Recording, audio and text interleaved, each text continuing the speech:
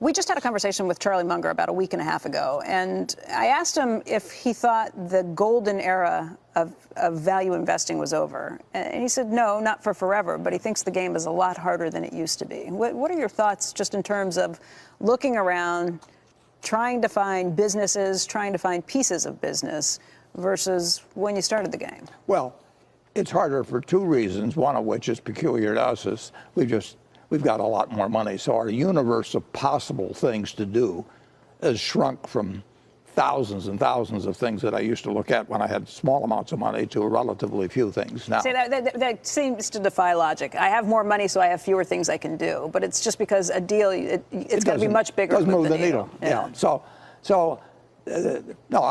There's probably 100 stocks. You know, if we put $5 billion in something and it's 10% of the market cap, which would be as much as it would be, you're talking 50 billion in up market caps, and 5 billion is 1% of Berkshire's value. So if it goes up 50%, we make a 0.5%, you know, basically on value before tax, 40 basis points afterwards. I'd love to have your problems. Yeah. So, and then the second thing is, I mean, obviously got way more competition than when we started in really when I took Ben Graham's class in 1951. I mean, the whole world was my oyster because people were not going through the manuals, and you had to. It's easier to get the data now, for one thing. I mean, just with the internet, far easier. And I used to mail away for annual reports and go to the Interstate Commerce Commission, the Public Utility Commission, the Insurance Commission. I went to all those offices and dug through papers, and now it's, you know, it takes five seconds for somebody to get the same information. I'll ask this very fleetingly. Has your position changed on Bitcoin?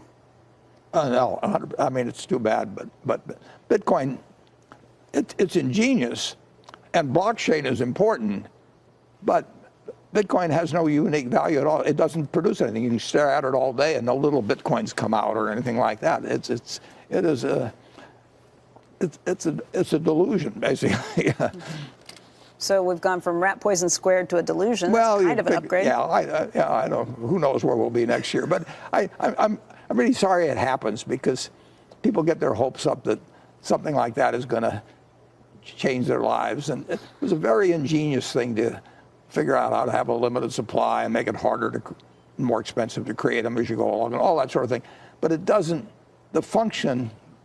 And this is explained to me by people a lot smarter than I am, but they say blockchain does not depend on, you know, and J.P. Morgan is talking about creating their own, you know, JPM, and it'll be worth $1. I mean, it's matched to the dollar to dollar, and I'm sympathetic to people that own it.